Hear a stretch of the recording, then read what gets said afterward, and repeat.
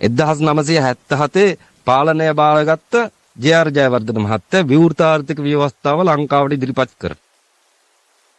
මේ විවෘත ආර්ථික ව්‍යවස්ථාව ඉදිරිපත් කරන්නේ ලෝක පූජිතයන් දෙදෙනෙක් කරන කොටගෙන. ලෝක පූජිතවරු දෙදෙනෙක් කරන කොටගෙන තමයි විවෘත ආර්ථික ව්‍යවස්ථාව ලංකාවට ඉදිරිපත් කරන්නේ. ජේ.ආර්. ජයවර්ධන මහත්තයා ඒක දන්නේ නැහැ. ඔහු ඒක දන්නේ නැහැ. නමුත් ඔහුට ඉදිරිපත් කරන්න සැලසුමක් වෙනවා. ඒ සැලසුමට අනුව මේ ව්‍යවස්ථාව ඉදිරිපත් කරන. මොකද්ද ව්‍යවස්ථාව? විවෘත ආර්ථික ව්‍යවස්ථාව. ගෑණියෙක් පිරිමියෙක් කරන්න බෑ, පිරිමියෙක් ගෑණියෙක් කරන්න බෑ. අද ඒකටත් වෛද්‍ය විද්‍යාව දියුණු වෙලා තියෙනවා.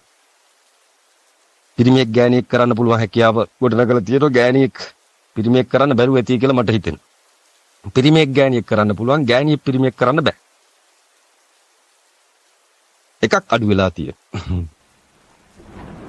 විවෘත ආර්ථික ව්‍යවස්ථාව ලංකාවට ඉදිරිපත් කරන්නේ කෙනෙක් පහළ වෙනවා. බලගත්ු කෙනෙක් පහළ වෙනවා ලංකාවට.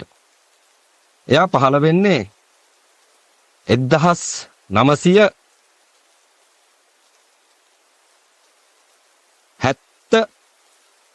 70ත් අතර කාලය තුල වෙයි. මම ඔහු කවුද කියලා පස්සේ කියන්නම් කියලා කියනවා. 1970ත් 1978ත් කාලය තුල බලගත්ු කෙනෙක් ලංකාවට පහළ වෙනවා. අන්න ඔහුට අනාගතයේදී රජ වීමට අවශ්‍ය වන බැවින් රජ පදවියට එහා ගියපු කෙනෙක් වන්නට අවශ්‍ය වන බැවින් මේ විවෘත ආර්ථික ව්‍යවස්ථාව නිර්මාණය කරන. ඔහු පහළ වෙන්නේ රාජපැලැන්තියෙන් නොවේ. මේ කවුද කියලා ඕගොල්ලන්ට කිව්වොත් පුදුම වෙන්න එපා කියලා කියනවා. මේ තමයි සමන්ත භද්‍ර කියලා කියන්නේ. 78ට කලින් පහළ වෙන කෙනෙක්. 78ත් 70ත් අතර කාලය තුල තමයි මෙයා පහළ වෙන්නේ. මෙයාට රජ වෙන්නත් පුළුවන් හැකියාව තියෙනවා ලංකාව තුල. ඒිට එහා යන්නත් පුළුවන් හැකියාව තියෙනවා මේ ලංකාව තුල. ඔහුට. ඔහු වෙනුවෙන් තමයි විවෘත ආර්ථික ව්‍යවස්ථාව ලංකාව ස්ථාපනය වෙන්නේ. ඒක ජේ.ආර්. ජයවර්ධන දැන හෝ නොදැන ඔහුගේ කැමැත්තට අනුකූලව සිද්ධ වුණාට ඒක විශ්වයේ ලියවිච්ච විදිහට සිද්ධ වෙච්ච දෙයක් වෙනවා. මේ ලංකා කේන්ද්‍රයට අනුකූලව ලියවිච්ච දෙයක් තමයි අර සිද්ධ වුනේ. 1978 විවෘත ආර්ථික ව්‍යවස්ථාව නිර්මාණය වුණේ සමන්ත භද්‍රට එක්ක රජ වෙන්න වෙනව නැත්නම් බුදු වෙන්න වෙනවා.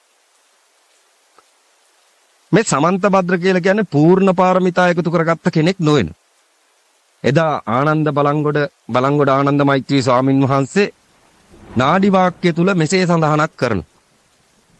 1978 විවෘත ආර්ථික ව්‍යවස්ථාව සම්මත වෙලා පැය 72ක් යනතන කුමරු ගන්ධබ්බ වෙනවා කියලා කියන. කුමරු පහළ වෙනවා කියලා කියන්නේ නැති වෙනවා. පහළ වුණා නම් තැන පෙන්වන්න පුළුවන් හැකියාව තියෙනවනේ. කුමරු ගන්ධබ්බ වෙනවා කියලා කියනවා. අන්න එයා තමයි ලෝක පූජිතකේ. සමන්ත භද්‍රට රජ වෙන්න විවෘත ආර්ථික ව්‍යවස්ථාව සම්මත වෙලා පැය 72ක් යන තැන අනිත් කෙනා පහළ වෙනවා කියලා කියනවා. එයා පහළ වෙන්නේ කොහෙද කියලා දන්නේ නැති වෙනවා. කොතනින් එයිද කියලා දන්නේ නැති වෙනවා. මොන මව් කුසක පිළිසිඳ ගනීද කියලා දන්නේ නැති වෙනවා. නමුත් අනාවැකිය තුල සටහනක් කරනවා බලංගොඩ ආනන්ද මෛත්‍රී ස්වාමීන් වහන්සේ විවෘත ආර්ථික ව්‍යවස්ථාව සම්මත කොට පැය 72ක් යන තැන කුමරු ලෝකෙට පහළ වේ කියලා කියන. මේ කවුද? එයා තමයි දියසිංහ කියලා කියන්නේ. මේ කවුද? එයා තමයි අවලෝකීතේශ